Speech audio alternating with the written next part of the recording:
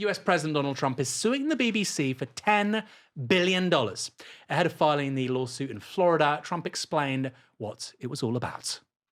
In a little while, you'll be seeing I'm suing the BBC for putting words in my mouth, literally. They put words in my mouth.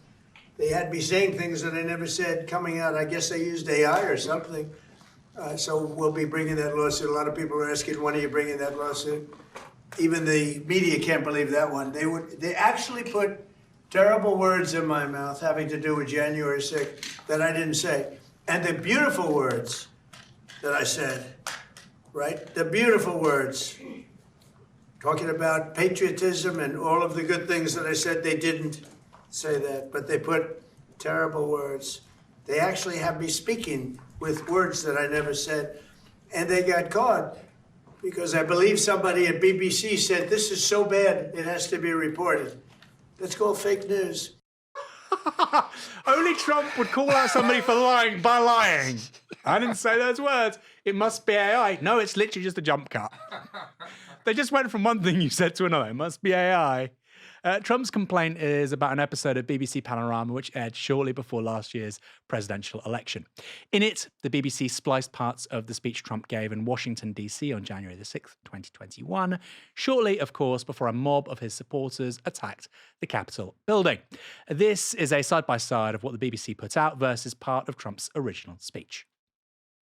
We're going to walk down to the Capitol, and I'll be there with you, and we fight. We fight like hell. We're going to walk down to the Capitol, and we're going to cheer on our brave senators and congressmen and women. That's the AI, or rather, that's not the AI. In two suits filed in Florida, Trump is demanding $5 billion in damages for defamation and an additional $5 billion for violation of trade practice law.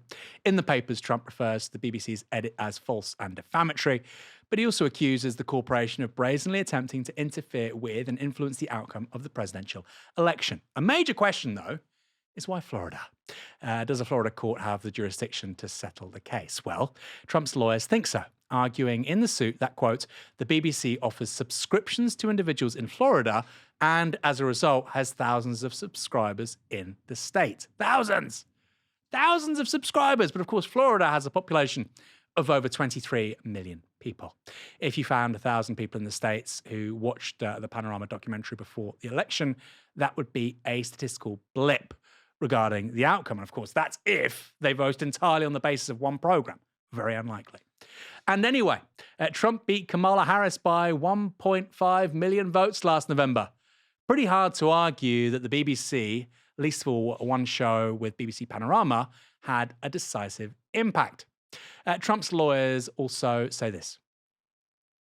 Substantial evidence demonstrates that before the publication of the Panorama documentary, the BBC and its leadership bore President Trump ill will, wanted him to lose the 2024 presidential election, and were dishonest in their coverage of him. Probably? Is that worth $10 billion? I'm not so sure. I'm also not sure I'd call the evidence substantial. It consists of selected statements by journalists and the views of a single person in a single report. Of course, the anti-BBC right are loving this.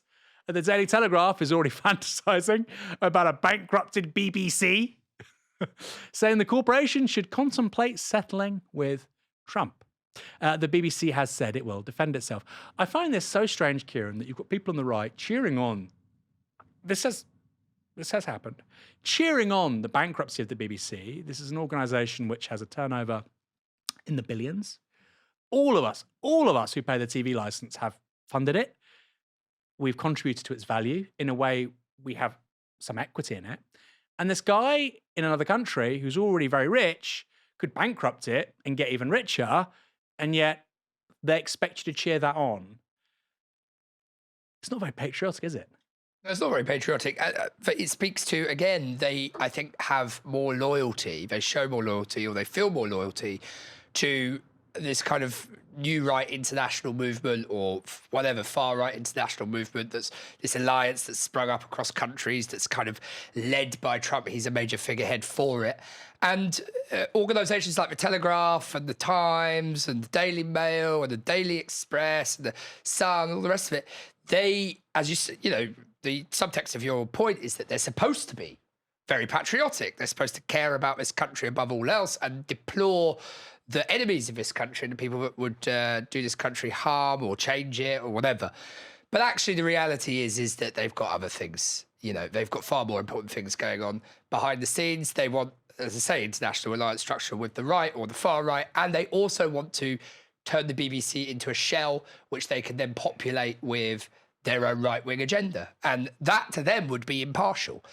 To them, that would be the achievement of the impartiality dream, that the BBC makes sure that 50% or 80% of its shows are all white casts or something like that.